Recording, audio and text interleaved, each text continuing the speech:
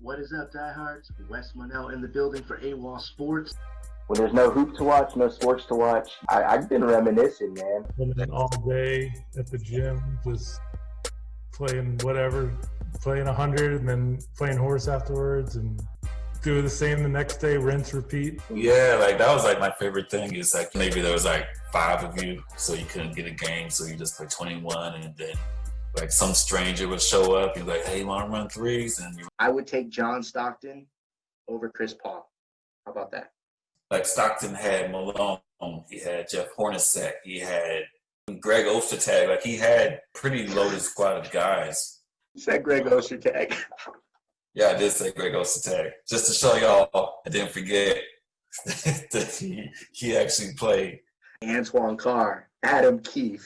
And then you got these guys like Chris Paul and John Stockton who are shooting nearly 50% from the field every year, close to 40, if not 40 from three. And ball. What time is it? Godwin, I think, is going to be that catalyst for Brady. More reliable as far as getting on the field. He's a better route runner. I think he's got more sure hand one-on-one. People think he's 6'4", 6'5", 6'6". I think he's a tough dude. He's a great third down receiver, and I think he'll just be the one that Tom Brady's looking to when he needs those Edelman plays, I'll call them. I really see Godwin taking over as the number one receiver as far as stat. I think it'll be pretty clear when those primetime games hit because Tom Brady's getting all 5 of those maxed out. It's not really to go head-to-head with one of the guys on your list, although they are on the same team. There's room for 2. I think Mike Evans is in store for a top 3 finish. Look, Randy Moss was 6'4", balled out of control.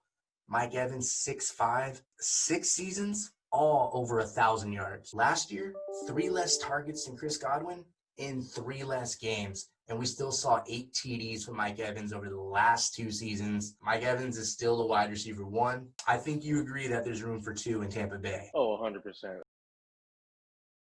Look, Leonard Fournette, he gets a lot of shade.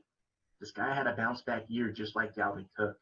Josh Jacobs balled out in 13 games for the Raiders.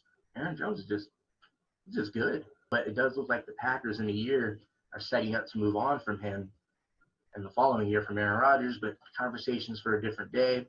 Carlos Hyde's first year, over a K, and I like Bill O'Brien more than probably all of you. It's fair to question his compensation and the trades. And Mark Ingram, reliable, definition of a timeshare back. Nothing wrong with that. Guy that probably tried to shake that label as a timeshare back, Philip Lindsay, he finds himself again in that situation. Kenny Golladay led the league in TD catches with 11. He didn't have Matthew Stafford for most of the season, and he's still ascending as a player. Cooper Kupp, he's making a name for himself. Mark Andrews has that connection with Lamar Jackson, making big plays, scoring 6. The 2020 Basketball Hall of Fame, Kobe Bryant, Tim Duncan, and Kevin Garnett.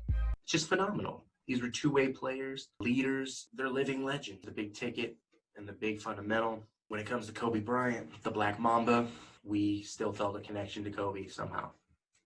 And he won't be forgotten.